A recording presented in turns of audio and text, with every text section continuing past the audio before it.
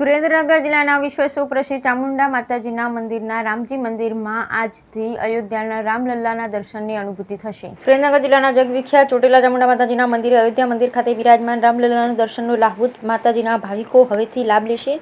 જ્યારે તારીખ 22/1/2024ના ઐતિહાસિક દિવસે અયોધ્યામાં શ્રી રામ ભગવાનની મૂર્તિની પુનઃ પ્રાણ પ્રતિષ્ઠા થઈ હતી। આ શુભ દિવસે અયોધ્યા નગરીમાં પ્રત્યક્ષ સાક્ષી બનેલા દરેક સાધુ સંતોને યાદગીરી રૂપે પૂજામાં રાખવા માટે શ્રી રામ જન્મભૂમિ તીર્થ ક્ષેત્ર તરફથી કાળા પથ્થરના નાના ટુકડા ભેટમાં મોકલવામાં આવે। ચોટીલાના શ્રી ચામુંડા માતાજી ડુંગર મંદિરના મહંત પરિવારના મનસુખગીરી ગોસાઈ પણ તારીખ 24/1/2024ના રોજ અયોધ્યા ગયા અને તેમને પણ અયોધ્યાથી પ્રસાદીમાં શ્રી રામલલ્લાની મૂર્તિ જે પથ્થરમાંથી કંડારવામાં આવી તે શિલાનો વધેલો ટુકડો તથા 10 ગ્રામનો ચાંદીનો સિક્કો પ્રસાદી રૂપમાં મળ્યો।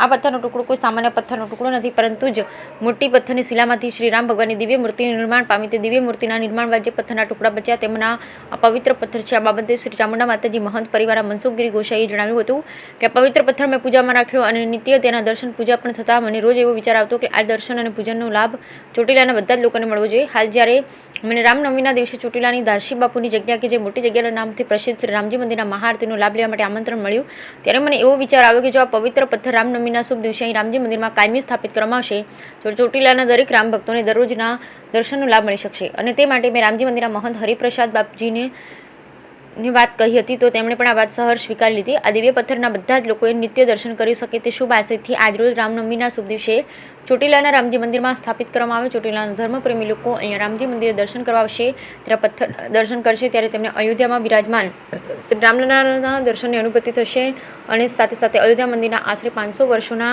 આપણા હિન્દુઓના સંઘર્ષનો ઇતિહાસ પણ યાદ આવશે। ચોટીલા શહેરના માતા પિતા જ્યારે પોતાના નાના બાળકોને અહીં દર્શને લાવશે ત્યારે એ નાના બાળકો પણ આપણા એ ઇતિહાસથી અવગત થશે। Bureau report.